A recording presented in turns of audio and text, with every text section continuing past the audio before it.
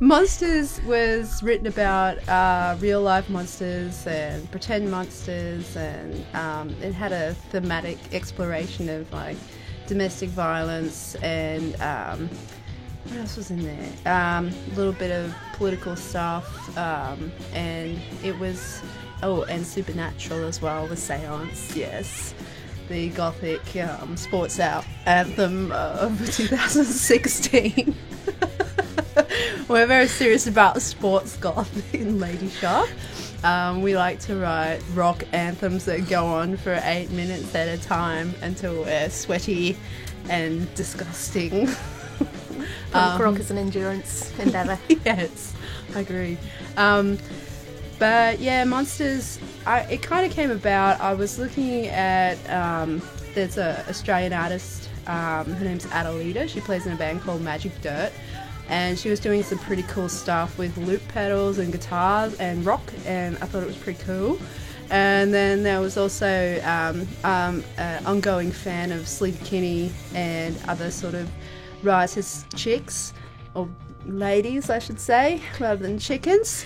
And I've always thought that their structure and their song structure is pretty cool, but they build up in different sections. So compositionally, I was working towards something that I could build up in different sections and just have the guitar layered to go with the drums. And but one really clever thing that Jane does, because she's a professional, is she records the BPM for each of the tracks, because I used to write with a lot of cross-time changes, but now with an experienced professional musician by my side, I've been able to become more together in general.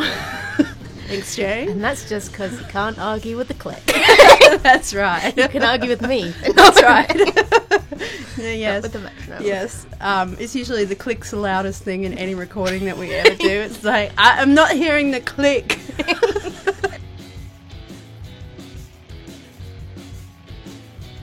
I'll put down like a scratch track, and then I'll put it on Google Drive or some sort of share. And I'm not endorsing Google products, it's nothing about that, but I'll put it somewhere where Jane can get to it and she can listen to it in her own time, because we're both fairly busy, and we do try to lead adult lives, so we have competing... Speak for yourself, Sarah.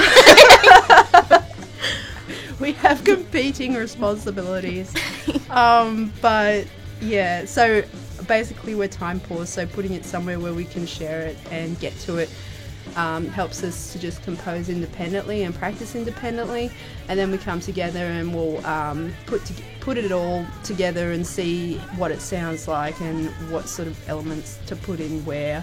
There's only the two of us though, so we're sort of limited in that way.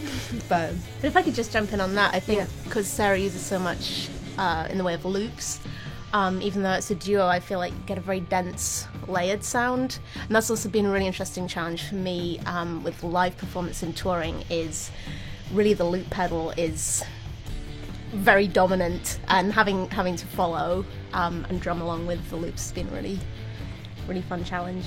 And just to backtrack about the Monsters album, I would say, you know, a lot of the themes Sarah's mentioning, domestic violence, I think feminism in a patriarchal society, don't sound like the most fun topics, but I feel like the music, because it's got this really raw, dense energy, it makes those subjects and the music around it like really fun and really empowering. So I think it's like a positive take on some sometimes kind of dark subject matter, which I really appreciate. Sports goth all the way.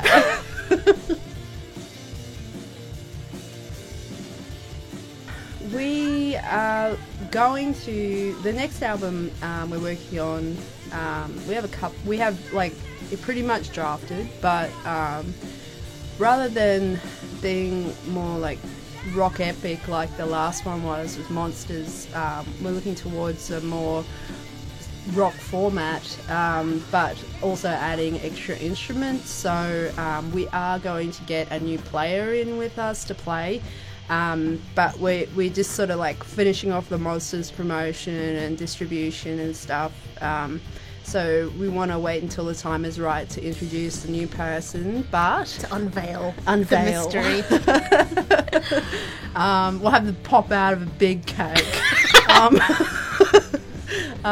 Yeah, we're going to get a new bassist on board, and that will help with alleviating the stress involved with multiple layering of loops, and hopefully our rock saga-ness, the times may be reduced, so we don't have to play 8-minute songs. We might be able to play just standard 4-minute ones, because we can shorten them a little with the bass, because the guitar in the loops was often doing bass line as the first layer, and that would sort of create the rhythm layer of the composition. So now with the bass we can just jump straight in there and, you know, blast it out. But we do have a show in March at the East Room we're playing with. This will be our first show with the new lineup and the new member in the band, and we'll be announcing more about the new member in the band and the new songs that are coming up. And I think there's a Charlie Bob's compilation that's coming through Amityville Records, and we're going to put a track on that from the new album. That'll be our first single, and it'll be our first track that we have with the new lineup as well, and that will be on the Charlie Bob's R.I.P. mixtape. And we'll be looking to release the new record in a couple of months, and we'll probably do some tour dates around the place as well. But yeah, we are playing at the East Room with Minor Can. They're from North Carolina, sort of surf rocky. We get grouped a lot with surf rock sort of bands, because I guess we have an element of that about our music, and it's easy to pair us, or either that or punk, or sometimes metal. Surf punk metal. Yes. So that's March 25th at the East Room. Lady Shark, new bassist, emerging from a massive cake. Yes, that's right. I'm pretty excited about the cake already. I know, me too. I'm hungry.